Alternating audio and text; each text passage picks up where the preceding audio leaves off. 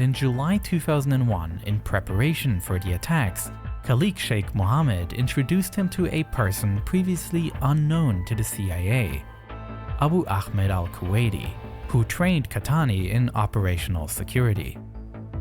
I must say they didn't help all those guys named Mohammed and Ahmed get into the United States. Yeah. Like, everyone is called Mohammed or Ahmed. I had this thought. I thought it was an inside thought and we're not saying it. But I see we are.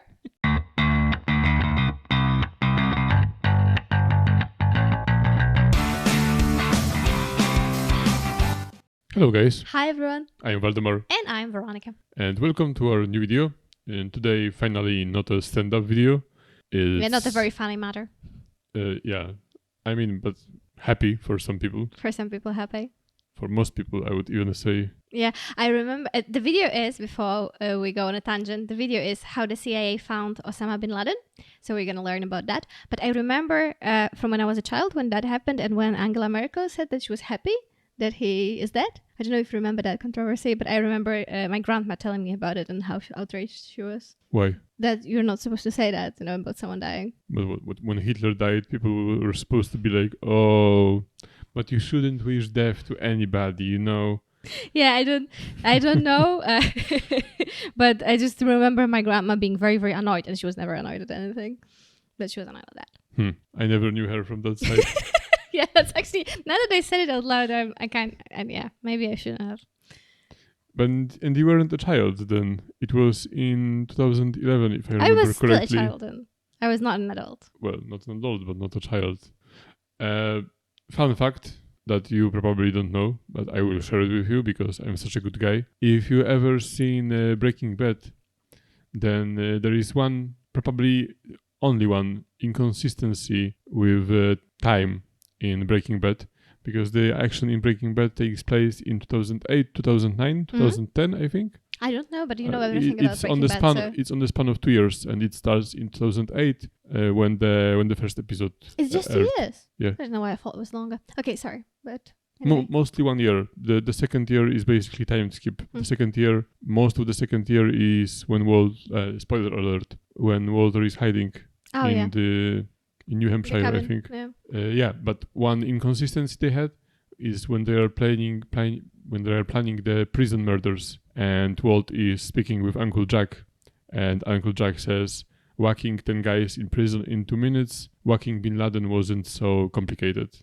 But it would have been... Yeah, and this is inconsistency because at that time, Bin Laden should have been alive. And somehow they missed that. I don't know how, but they missed that, and that's like the only inconsistency in this show. Yeah, so there's that. You are a treasure chest of facts about the TV series. I am. Yeah, but today we are gonna learn how they found him. Do you know? I don't know that much about it. Me neither, but I thought you would know more, to be honest. I know that there is a guy who is who claims that he is the one who killed Bin Laden, and he is like a known person nowadays. Let's find out. I'm really curious about it, actually, because like you say, I don't really know much about it. Okay, let's see. Just 4 days before the 2004 US presidential election, a newly published tape appears on the news. The election between George Bush and John Kerry was dominated by foreign policy decisions in the wake of the September 11 attacks. Al-Qaeda's key members and associates have been brought to destroy, capture, kill Osama Bin Laden and all of the terrorists. This tape, published by Al Jazeera, now shows a recovered Osama Bin Laden, claiming responsibility for the attacks much more directly than before. The staging of this recording, in which Bin Laden tries to appear as some legitimate figure, directly addressing the nation that he attacked, is a painful reminder that the most wanted man on the planet must be feeling somewhat safe wherever he may be. I've never seen that video, have you? No.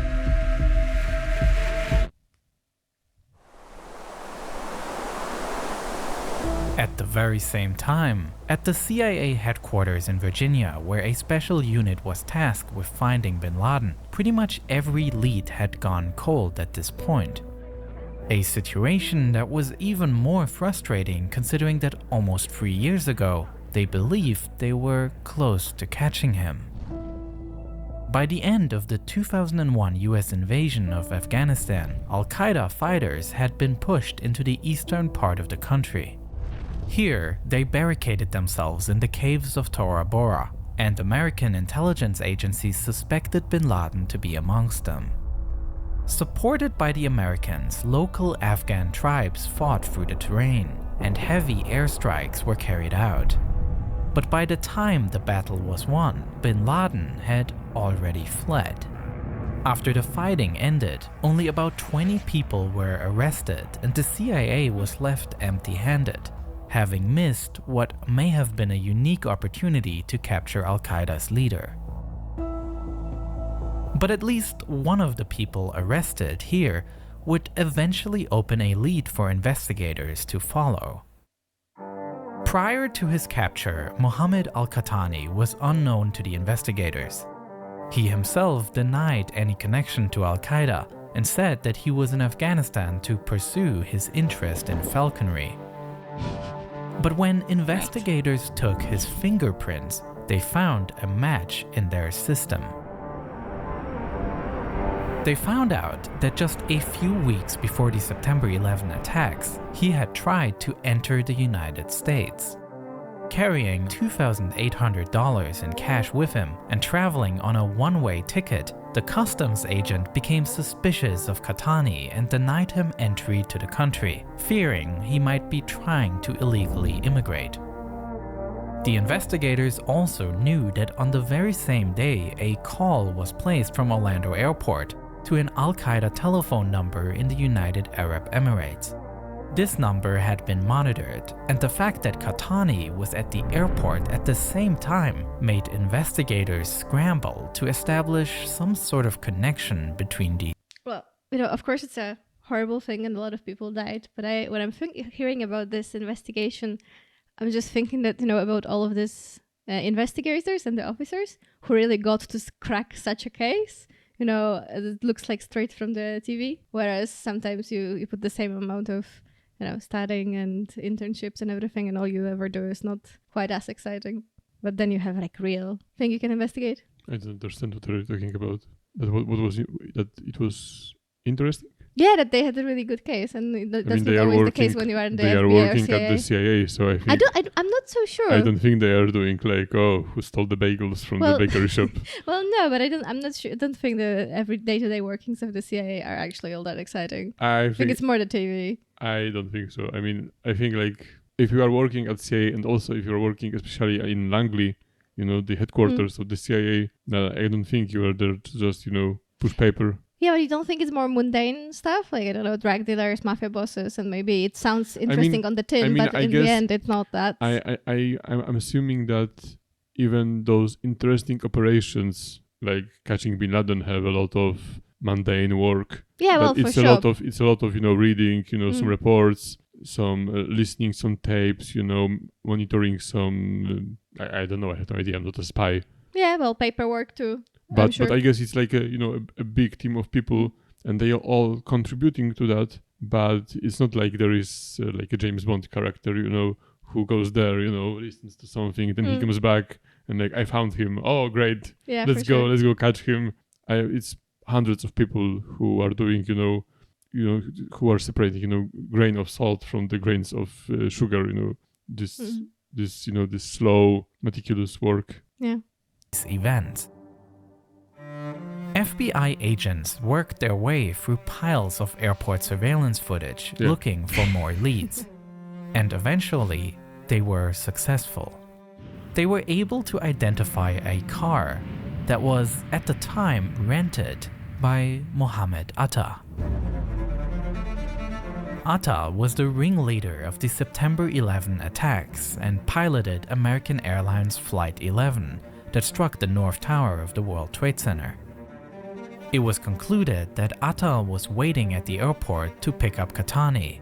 It is widely believed that Qahtani was intended as one of the hijackers of United Airlines Flight 93, which is the flight that failed to reach the attacker's intended destination because it crashed in Pennsylvania while the passengers were attempting to regain control.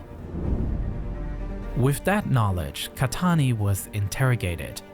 and he was one of several Al-Qaeda captives that in the coming months and years made it possible for investigators to get a better picture of the group's inner workings.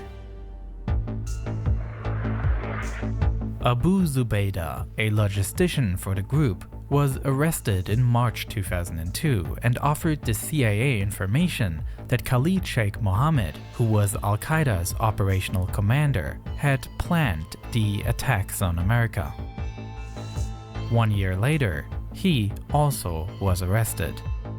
And Qahtani revealed that in July 2001, in preparation for the attacks, Khalid Sheikh Mohammed introduced him to a person previously unknown to the CIA, Abu Ahmed al-Kuwaiti, who trained Qahtani in operational security. I must say they didn't help all those guys named Mohammed and Ahmed get into the United States. Yeah. Like, everyone is called Mohammed or Ahmed. I had this thought. I thought it was an inside thought and we're not saying it, but I see we are.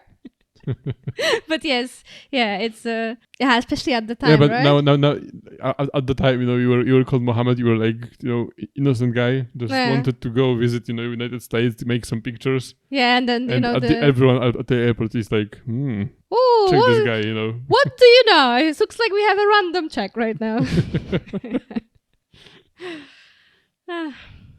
All this helped investigators to understand Al-Qaeda's structure better, with less trained operatives, a command and planning layer, and Bin Laden as the leader.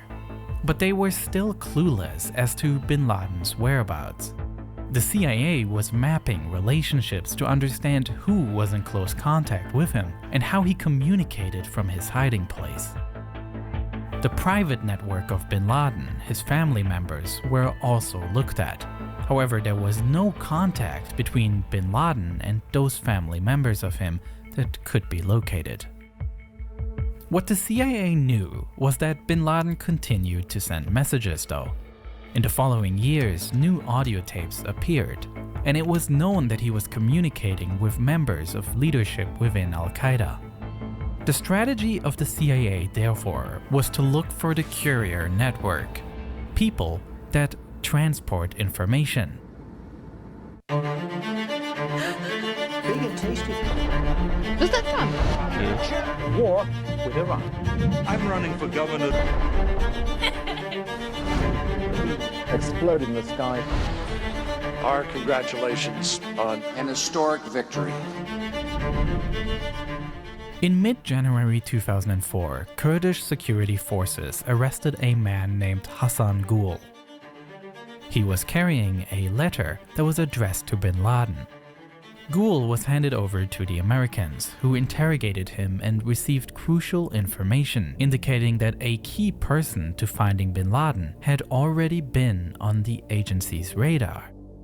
Hassan Gul claimed that it is Abu Ahmed al-Kuwaiti who operates as Bin Laden's personal courier.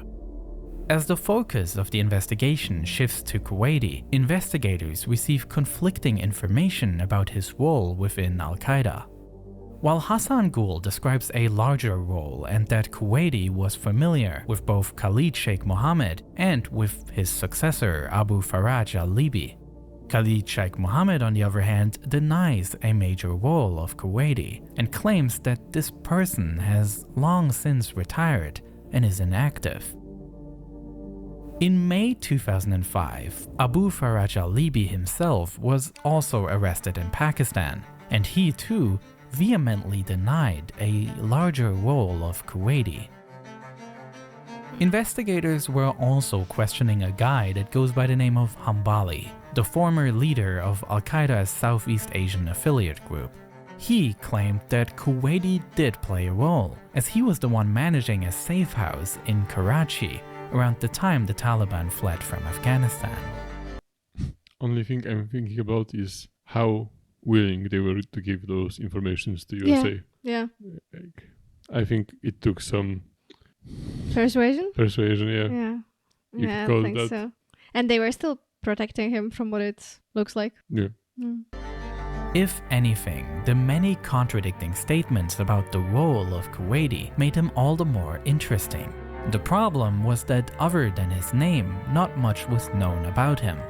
And even the name itself is not uniquely identifiable, as it is not his real name, but an alias that translates as the father of Ahmed from Kuwait.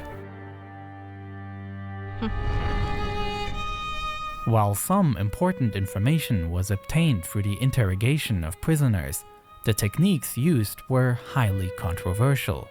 Many of the prisoners were subjected to so-called enhanced interrogation techniques. That means That's very abusive pretty. treatment, including torture, such as in the form of waterboarding. A 2014 Senate Intelligence Committee report examining the individual interrogations concluded that these techniques were ineffective and did not help to obtain information about Bin Laden. Have I ever told you the story about Christopher Hitchens? No, I don't know. You remember Christopher Hitchens? Yeah, I remember from his arguments about religion. I Yeah. remember that one, yeah. So he famously said that he believes that waterboarding is not a torture because you don't harm anyone technically. You're not cutting anyone, or you're not stabbing anyone, or you're not burning anyone. So he thought he said that's not a torture. Okay. And but He to, changed to his his mind to since, his or? credit, he put his how do you say it? I'm kind of remembering. He put his theory to the test, right? That he Yeah, asked I wanted to be to say put waterboarded. his word where his mouth was. or- Okay, yeah, okay. Yeah, and they tested him, they waterboarded him, and there is a recording of that. And he was able to do it for 7 seconds. Yeah, then And he was like, okay, it's after torture that, after yeah, all. it's a torture. Yeah, I'm sorry, I was wrong. Now I know. Oh my It's god, a- I it's a respect him torture. so much. That's really imagine that. But I was going to say about the torture. We had it when I was studying. We had the whole course about international law. It's really tricky with this torture because terrorism is one of the most important exemptions to a lot of international laws. So once you have the excuse of terrorism, you are allowed to do really a lot. So Like with the people who are burning Teslas right now. yeah, those terrorists as well. Yeah, because now they are called terrorists. So Yeah. well, be vigilant, guys. I think you do have to satisfy a little bit more criteria to be called a terrorist. You need to be Arab. No, I think you need to threaten some of governmental organization, and Tesla is not technically yet a governmental organization. We'll see about that. Yeah. Apart from that, there is the question of whether the display of the CIA's actions, seemingly freed from the rule of law, doesn't itself damage the national security of the country. It is a discourse that's bigger than the scope of this video. But with investigators stuck yet again, the next pieces of information will not come from their own work. Now the sides. Peace and stability. Blockbuster Total Access, Netflix. Essentially, they look the same way. The latest cyber drug. I like how in those videos, every time you're watching something like that, and there is a controversial subject, something that is really salt in the eye, and it's and they are always like, oh, this is a bigger subject than this video. Let's move on. Well, what was he did out? A war that should have never been waged. Calling it iPhone. In 2007, the CIA received the information they're looking for, the true identity of the Kuwaiti. It does not come from their own research, but from a foreign intelligence service, which is not known. The information reveals Then the how do we true know the name of the information? Kuwaiti to be Ibrahim Saeed Ahmed, a Pakistani whose family had only moved to Kuwait. But while they have waited 2 years to get the name, it will take further years until they are able to locate him. President-elect. Your victory. Thank you. I'll let you finish. Michael Jackson has died. Rescue effort begins. This guy is great. This is like a As trip good as for we've time. seen. Yeah, I like those. Yeah, those me too. clips, yeah. It really helps to ground you in In what June was happening. 2010, the Kuwaiti and his brother changed the way they communicate with their cell phones, a fact that made it possible to determine the geolocation of the calls placed. The NSA had received telephone numbers suspected of being connected to Kuwaiti, from a third country, which Big were now by technology. intercepted. Amidst the countless conversations monitored, one man stood out because he fit the profile of Kuwaiti. He spoke a mix of Arabic and Pashto, the language spoken in northwestern Pakistan. And in a conversation with a friend in the Persian Gulf, the man dodged the question of his whereabouts, cryptically replying that he is with the people he was with before. In addition, the investigators recognized that this individual goes to great lengths to prevent being tracked. His cell phone was switched off for most of the time, and it seems that he only put the battery in it when he was in the area around the city of Peshawar. As it became increasingly certain that this is Kuwaiti, efforts began to follow him on the ground. In August 2010, a Pakistani CIA agent managed to identify him in his car in Peshawar. From there, he was secretly followed on his way home.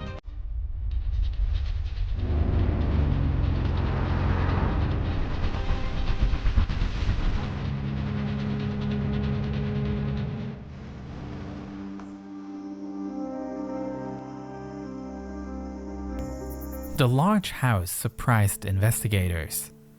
The agents had assumed that now that Kuwaiti had been identified, they would be monitoring him until he approached Bin Laden's hideout.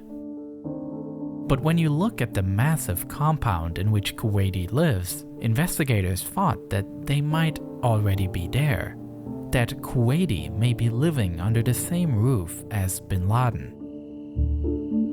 Couldn't they just take a look at all those big houses and they were like, and be like, all those people are living in those, small houses, 10 meters for 10 meters.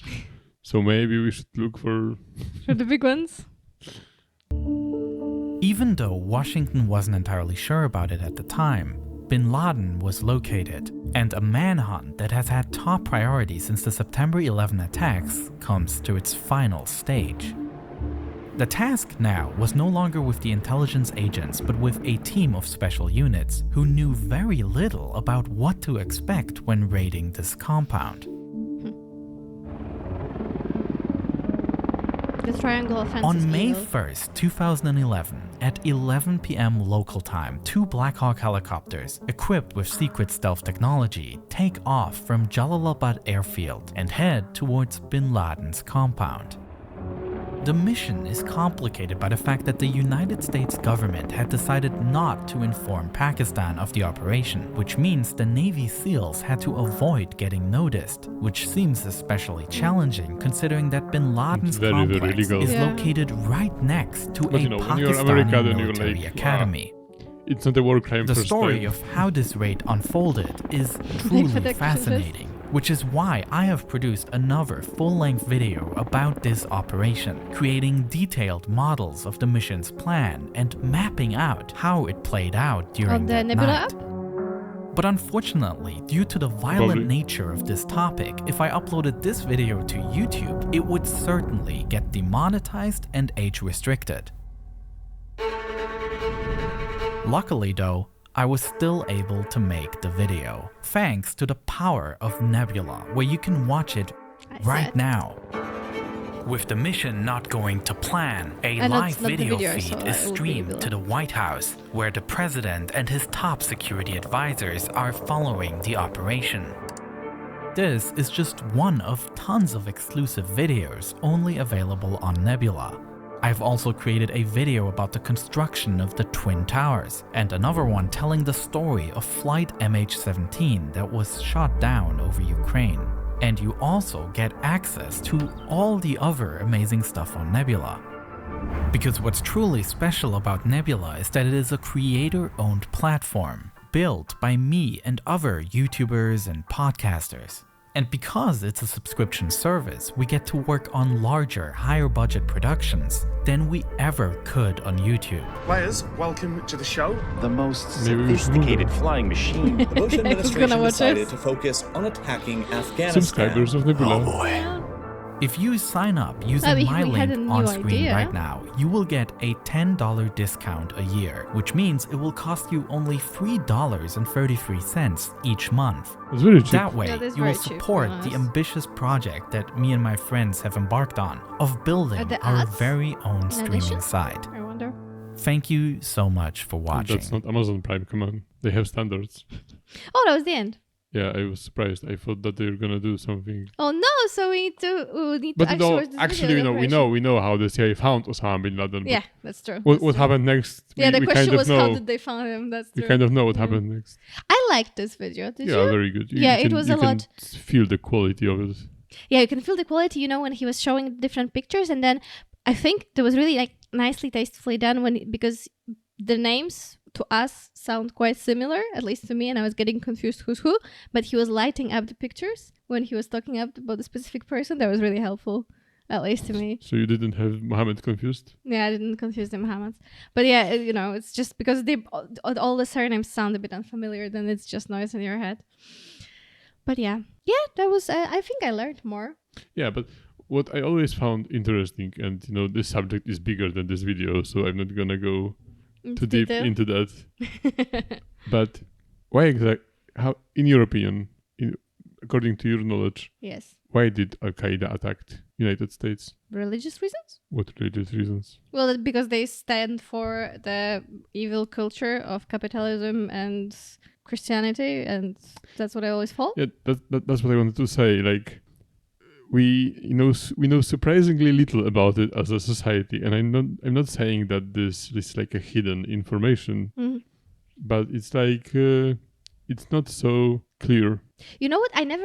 This is a really good question because I never questioned that. I always thought this was ideological because what else?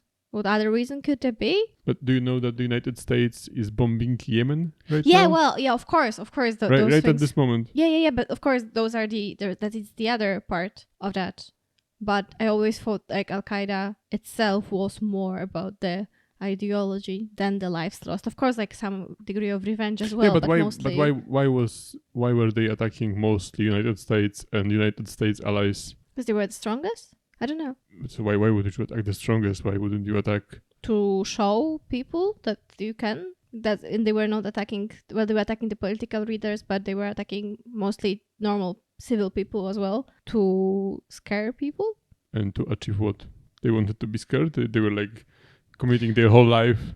I did always. I mean, yes, probably. I don't think they were trying to change anyone's mind about it, but maybe to like show that the US is not as powerful as people think it is because they are not able to prevent these things. That's what I always thought, but I have no idea if I'm correct or not. What is your goal behind that? It's not you don't have multinational organization with hundreds of people doing terrorist attempts, attacking different targets on the world just to prove your point. Yeah, but isn't terrorism mostly about that too? That's what we are being told. That's what it's called. Yeah, but it's even if like, you have they are different. Like, they have different ideology and they hate us, so they attacked us. People like I don't know, like Ted Kaczynski. That was also his reason, right? Different ideology. All the people in Germany that like drive trucks into the crowds. It's a different thing, to have one person who has some goal, like like no one is questioning Anders Breivik. There is like one guy who is like total extremist and madman, but it's a different thing to have one guy, and it's a different thing to have such a strong organization who is able to do not one attack but consistent attacks on different targets across the world. Because Al Qaeda is not just the 9/11. Yeah. I think the attack in London is also Al Qaeda. I think so too. I think in Madrid too, if I remember correctly. I would think so. Yeah. So what do you think? I'm not saying I'm thinking anything. It's just I'm saying I said that I found it curious that all those videos are always starting with on 11th September 2001 America was attacked, and then we started the war on terror and we invaded Iraq, Afghanistan, and so on and so on. And it always starts with that, and there is never like they attacked us before of that and that. They had a problem with us because of some reasons. We have like some things in the past, something happened, never. It's always 9/11 it started, and then it was the war on terror. Yeah, that's a good thing to think about. You guys can share your thoughts in the comments if you want to. have some discussion. That would be nice. Yeah, but Well, so we don't get banned. be chill. Yeah, well, thank you very, very much for watching. And yeah, if you enjoyed it, you know what you can do. Like, subscribe, and all of that. And we wish you a good day, and we'll see you in the next video. Yeah, and one more question if you are still here. Because we are wondering about those videos. They are not so watched on this channel as, other videos. Like and stand-up. we are wondering, what can we do about it? Because we don't want this channel to be just a stand-up reaction channel. We enjoy watching other things as well, and we want to keep it that way, different things. But there are like historical things that you enjoy more. And I was wondering, why is that? Are you even tempted, like when you see we upload video like that? I mean, if you are here, then you probably do. But if you're seeing video like that, are you interested in watching a reaction to it if you have already seen it? Or you are watching our reaction because you are here already and you haven't seen this video, and that's why you are watching this? Because it's different when you are watching something like Oversimplified, because Oversimplified is so funny, some rhythmic, it's like it's a nice thing to watch, and you are curious about someone's reaction to some jokes that he made in the video, stuff or like how that. the information is passed. Yeah. So it's a interesting thing to react to. But question basically is: do you find those reactions interesting, or do you prefer others, like they need to be funny for you to click on them, or do you want just to see stand up and you don't care about those videos as well? But if yes, for some reason, what you're are here. you doing here? No, but yeah, please let us know. That would help us a ton, to be honest. Thank you. Thank you and goodbye. Bye.